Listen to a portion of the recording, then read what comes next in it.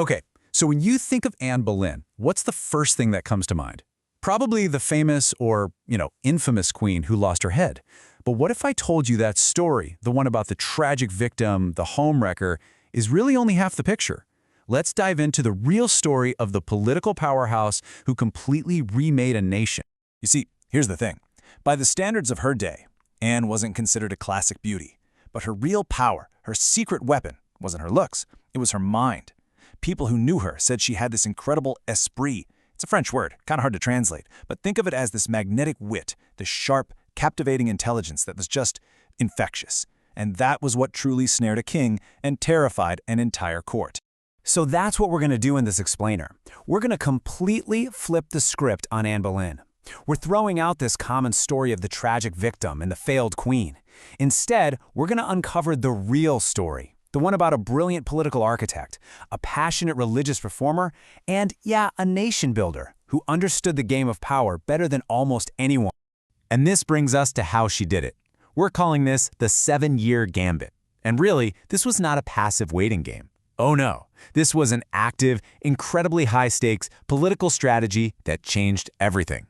Now, to really get what Anne was doing, you gotta understand this idea of courtly love. And look, it's not just about romance. Think of it more like a social power game, all about sharp wit, clever flirting, and proving you're smart.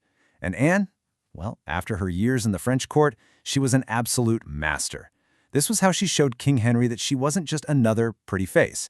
She was his intellectual equal. So, picture this. It's around 1526. King Henry VIII spots Anne. He figures this'll be easy. I mean, he'd already had an affair with her older sister, Mary. But Anne does the absolute unthinkable. She says no, flat out, refuses to be his mistress. Can you imagine the shock? And that single act of defiance kicks off this 7-year obsession that would literally rip England away from the rest of Europe. 7 years! I mean, just let that sink in for a second.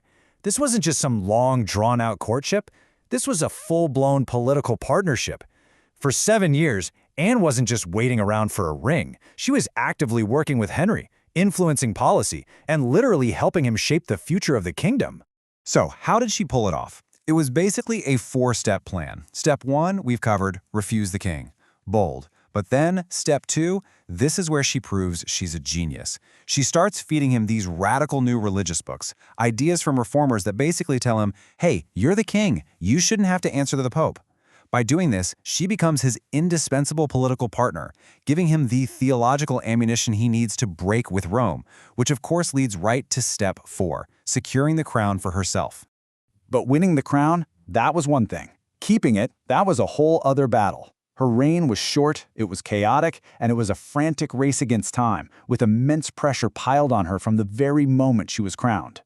I mean, just look at what she was up against. Her #1 job, the only job that really mattered to Henry, was to produce a male heir and fast.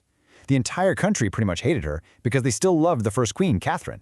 You've got foreign powers who are absolutely furious, and your own court is just a nest of vipers waiting for you to slip up.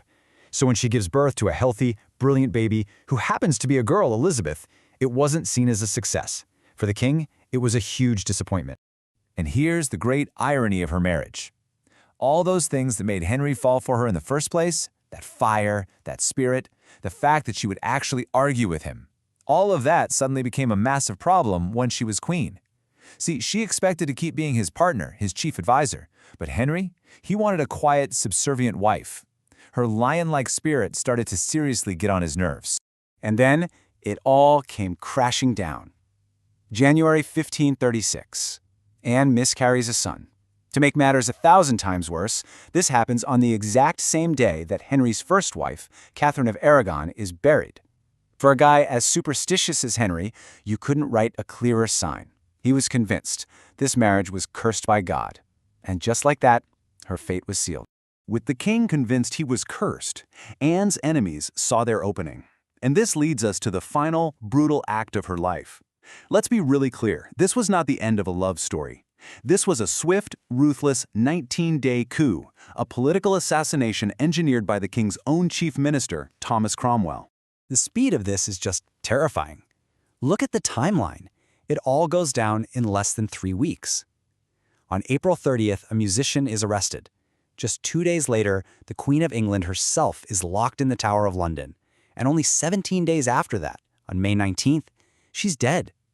This wasn't justice. This was an execution, with a few extra steps.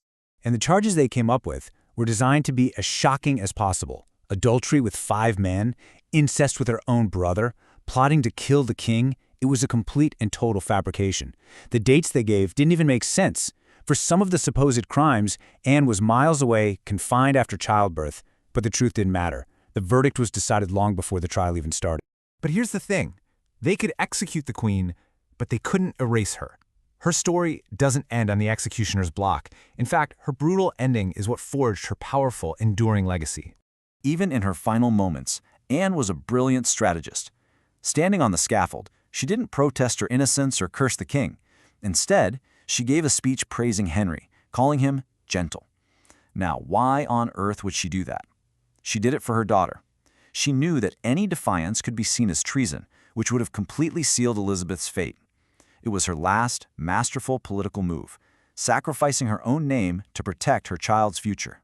And that final move, it paid off, big time. Because this is her ultimate vindication. Everything Anne fought for, everything she broke a kingdom apart to achieve, was finally realized through her daughter. The glorious Elizabethan age was built on the foundation Anne had laid. The daughter of the supposed failed queen became one of England's greatest monarchs ever. So, that's what I want to leave you with. We always think of her story as this desperate grab for a crown that she just couldn't keep. But what if we've been looking at it all wrong? What if Anne Boleyn's greatest achievement wasn't winning a crown for herself, but creating one for her daughter? Maybe that was the long game all along. Something to think about.